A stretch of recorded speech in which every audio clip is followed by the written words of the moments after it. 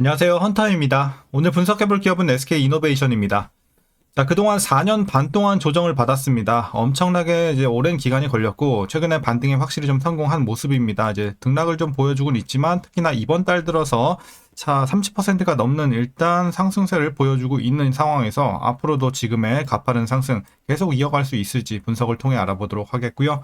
자, 이제 보유자분들 대응이 중요하겠습니다. 목표가 설정부터 물려 계신 분들의 대응, 그리고 신규 진입 관점까지 다양한 투자 전략도 함께 알아보도록 하겠습니다. 자, 이어서 수급상황입니다. 한 달 기준으로 개인이 팔았고요. 외국인과 기관이 샀습니다. 자, 아무래도 최근에 가파른 상승을 이끄는 건 외국인과 기관의 이런 매수세의 영향으로 보시면 되겠고, 그동안 물려서 지쳐있던 개인들이 이제 조금 올라오자 손절치고 나가는 모습이 계속 포착이 되고 있습니다. 자, 이어서 신용잔고율 보시겠습니다. 0.4% 나오고 있고요. 과거 대비 거의 동일한 수치, 안정적입니다. 자, 다만 이제 공매도가 좀 문제가 되고 있습니다. 공매도 매매 비중이 상당히 높은 상황 계속 유지가 되고 있습니다. 두 자릿수 굉장히 많이 기록이 되고 있고요. 자, 일단은 좀 더 지켜봐야 되겠습니다만 당장에 약간의 우려는 있습니다. 그리고 대차장고가 또 다시 한번 급등을 하고 있거든요. 그렇기 때문에 일단 뭐 지금 당장에 엄청난 뭐 위협으로 다가오고 있는 상황은 아니지만 이게 계속해서 진행이 되고 계속 상승이 진행이 되고 매매 비중이 내려가지 않는다면 향후에는 하방 압력으로 좀 부담이 될 수가 있겠습니다. 그래서 좀 프레셔 받을 수가 있는 상황, 좀 아쉽습니다. 공매도 상황. 일단 주가가 너무 이제 단기 급등을 하다 보니까 이런 현상이 나오는 것 같고요. 자, 이어서 동사 재무제표 분석 들어가 보도록 하겠습니다. 먼저 2020년도 매출부터 보겠습니다. 자, 34조, 46조, 78조까지 올랐고요. 이후에는 약간의 눌림세, 자, 지지부진함 이어가면서 좀 떨어지다가 올해 살짝 반등하면서 다시 한번 80조 근처까지 올라가는 모습입니다.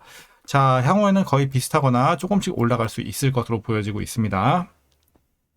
자, 영업이익 보겠습니다. 이제 과거 마이너스에서 턴어라운드 이후에 꾸준하게 상승하면서 4조 근처까지 갔었고요. 자, 이후에 다시 역성장하면서 올해 저점을 잡습니다. 마이너스 690억까지.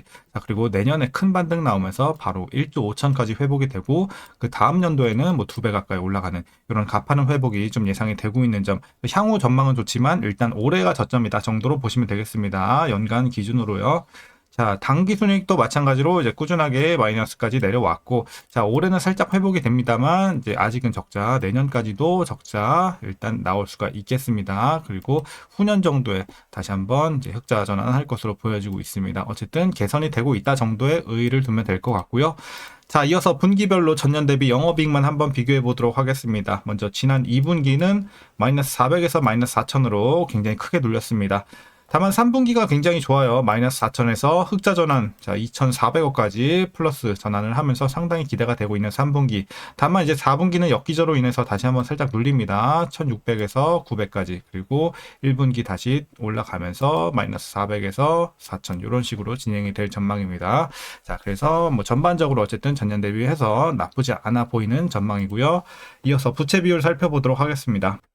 자, 과거에는 이제 100 중반대에서 최근에 좀 올라오면서 170, 80 계속해서 조금씩 올라가고 있습니다. 자, 그리고 향후에도 180에서 90 근처 일단 유지가 될 것으로 보여지고 있어서 약간의 부채 부담은 있는 상황입니다.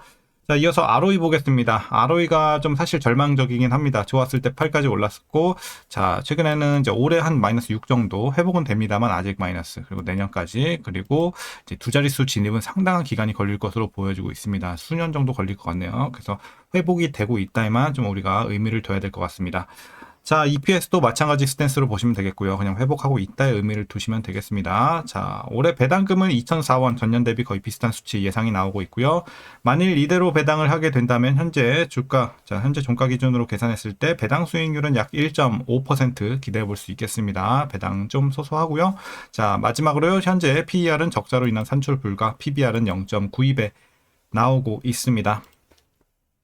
그래서 현재 주가 밸류에이션 상황은요. 자, 일단 주가가 최근에 많이 뛰었기 때문에 다시 한번 고평가 구간에 진입을 했다. 지금은 실적 대비 주가의 레벨이 다소 높은 상황입니다. 약간 비싼 구간 정도 보시면 되겠습니다. 자, 이어서 동사 관련 이슈 한번 살펴보도록 하겠습니다. 먼저 아까 우리가 살펴봤던 3분기 매출 좀 기대가 됐었죠. 자, 매출 같은 경우는 이제 19조 원대, 영업이익 4천억 원대 전망이 되면서 강한 실적 회복 예상이 나오고 있습니다. 영업이익은 전분기 대비 흑자 전환하는 것으로 보여지고 있고, 시장 전망치 대비해서도 상회하는 수준이 될 것으로 보여지고 있는 호실적이 기대가 되고 있는 상황입니다. 자, 배터리 적자는 확대가 되지만 유가 상승으로 정유 부문 재고 손실이 해소가 됐기 때문인데요. 정유 흑자 전환 배터리 감액, LNG 발전소 성수기 등이 긍정적으로 작용하면서 3분기 기대가 되고 있는 실적이다. 이렇게 정리하겠습니다. 다만 이제 좀 아쉬운 건 배터리 부문이 되겠습니다. 여전히 부진한 상황이고, 자, 평균 판매 단가 약세가 이어지는 가운데 출하량 전분기 대비 15% 감소합니다. 그리고 미국 공장 출하량 감소로 AMPC 규모가 2,138억 원으로 22% 정도 축소가 됐습니다. 여기에 신규 공장, 신규 미국 공장 가동에 따른 초기 비용까지 더해지면서 적자폭은 2천억 원대까지 확대가 될 전망입니다. 그래서 배터리 쪽은 조금 힘을 내야 될 필요가 있어 보이고요. 자, 한편 ENS 부문은 이제 발전 성수기 진입 효과로 인해서 실적이 개선될 전망입니다. 자, 3분기는 전분기 대비해서 56% 정도 상승이 예상이 되는 점 괜찮아 보이네요. 자, 이어서 유가 변동성과 배터리 수요 둔화가 주요 리스크로 지목이 되고 있는 상황입니다. 오펙 플러스의 증산이 누적되면서 내년 초까지 글로벌 석유 재고가 빠르게 늘어날 것으로 보여 유가 하락 압력이 커질 가능성이 있어 보입니다. 또한 미국의 전기차 보조금 축소 여파로 배터리 수요 회복은 내년 이후로 미뤄질 전망이니까 참고하셔야 되겠고요. 자, 다만 이제 재무 구조는 개선세를 보이고 있습니다. SK이노베이션은 최근 유상증자와 CPS, PRS 발행을 통해서 약 8조 원 규모의 자금을 확보했는데요. 단기 자금 부담은 줄었지만 근본적인 재무 안정화를 위해서는 본업인 정유화학 배터리 사업의 실적 회복이 당연히 필요하겠죠. 자, 이제 마지막 이슈입니다. SK이노베이션은 이제 작년 11월 SKENS와 합병을 통해서 아시아 태평양 지역 민간 최대 종합 에너지 회사로 거듭을 나는데요. 자, 석유화학, LNG, 전력, 배터리 등 전반적인 에너지를 아우르는 포트폴리오를 구축했다는 이제 분석이 나오고 있습니다. 그래서 이런 점 기대가 되고 있고요. 자, 최근의 이슈는 이 정도로 정리하겠습니다. 그럼 이제 마지막으로 여러분들 투자 전략 설명드리면서 영상 마치도록 하겠습니다. 자, 먼저 신규 진입 관점에서는 반대 의견 드리도록 하겠습니다. 일단 주가가 좀 많이 올랐기 때문이고요.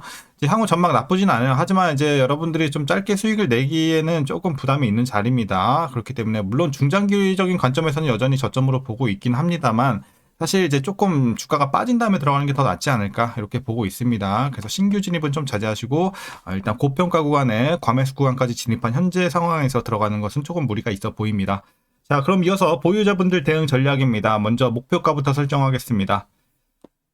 자, 현재 목표가는 15만 5천 원 제시하도록 하겠습니다. 이 정도 되겠죠? 15만 5천 원까지 열려있다. 추가 상승 여력은 좀 더 노려볼 수 있겠다. 이렇게 보시면 될 것 같고요. 중기 목표 주가로 보시면 되겠습니다. 그래서 보유자분들은 이제 조금 더 이제 익절하시면서 가는 게 좋겠죠. 물론 여러분들 평단에 따라서 이제 전략은 당연히 달라지긴 하겠지만 어느 정도 여러분들 이제 본전 근처에 왔다 하시면은 탈출하시는 것도 방법이겠습니다. 일단 이번에 가파르게 바짝 올랐을 때 탈출 기회로 삼는 것도 저는 좋아 보입니다. 다만 나는 그래도 중장기로 끌고 가고 싶다 해도 저는 오케이라고 보고 있습니다. 왜냐면 지금 재료 자체가 특히나 실적 관련해서 확실히 좀 다시 한번 크게 회복이 될 전망이기 때문에 내년 충분히 한 1년 정도 이상까지 좀 끌고 가실 수 있는 분들은 지금 장기 투자하시는 것도 저는 괜찮다고 보고 있습니다. 다만 이제 조금 지쳐서 빨리 떠나야겠다, 나는 이거 길게 보고 싶지 않다 하시는 분들은 종목 교체 슬슬 준비하시면 되겠습니다.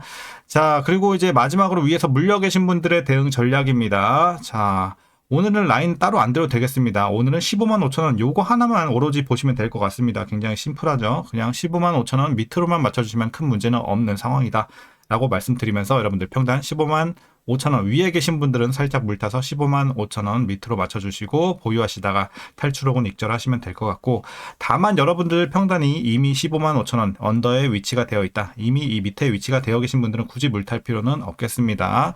어차피 여기서는 비효율 구간이죠. 물타봐야 비중만 늘어나지 평단은 얼마 내려오진 않아요. 그렇기 때문에 그냥 보유만 하시다가 여러분들 마찬가지로 익절하시면 될 것 같습니다. 탈출하셔도 상관없고요. 그렇게 한번 대응해 보시면 될 것 같습니다. 그럼 오늘 전략 여기까지 설명드리도록 하겠고요. 오늘도 시청해 주셔서 감사합니다.